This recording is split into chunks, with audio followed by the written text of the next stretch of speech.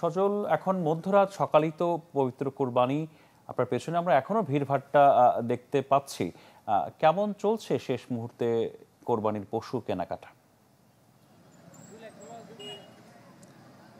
রাহাত, ঈদুল আজহার যে উৎসব, সেই উৎসবের কিন্তু একটি পর্ব গরুর হাট এবং গরুর হাট কেন্দ্রিক। কারণ পরিবার পরিজন নিয়ে কিন্তু মানুষ মূলত গরুর হাটে আসে। তারা তাদের পছন্দ অনুযায়ী গরু কিনে এবং পরবর্তীতে আল্লাহর সন্তুষ্টি লাভের আশায় তারা পশু কুরবানি করে থাকে। আমরা এখন যে হাটে আছি, এই হাটের যে চিত্র, শেষ সময়ে এখন হাটের যে জোয়ার, সেই জোয়ারে ভাটা পড়তে শুরু করেছে।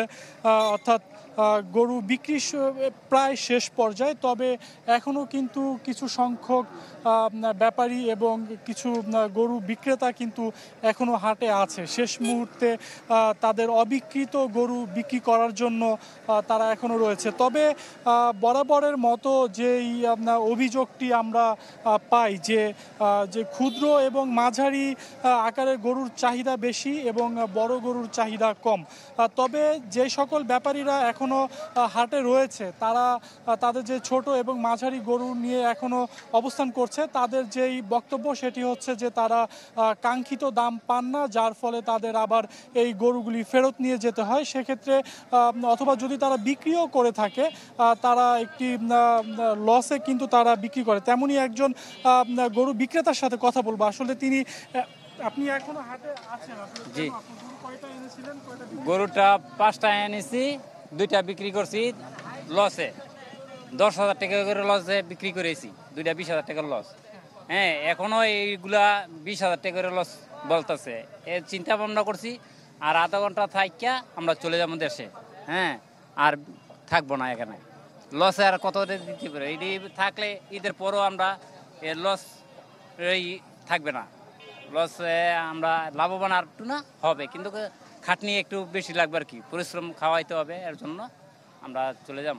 আসলে উনি যেটি বলছে যে গো খাদ্যের দাম বেশি এবং গরু লালন পালন যেই আনুষঙ্গিক বিষয় রয়েছে, যার কারণে কিন্তু আলটিমেটলি গরুর দাম বেশি বলা হয়। তবে আমরা যদি হাট পর্যবেক্ষণ করে বলি যে গতকালকে থেকে আমরা ছিলাম এবং বেশ কয়েকদিন যাবৎ হাটের পরিস্থিতি খবর জানাচ্ছিলাম।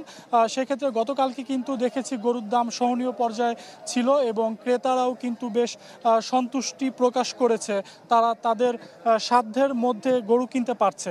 তবে একটি বিষয় খুবই উদ্বেগের, সেটি হচ্ছে বড় আকারের যে গরু, সেই গরু কিন্তু অবিকৃত থেকে যাচ্ছে এবং কোনো গরু এখনই ফেরত নেওয়া হচ্ছে। রাহাত। সজল, অসংখ্য ধন্যবাদ আপনাকে।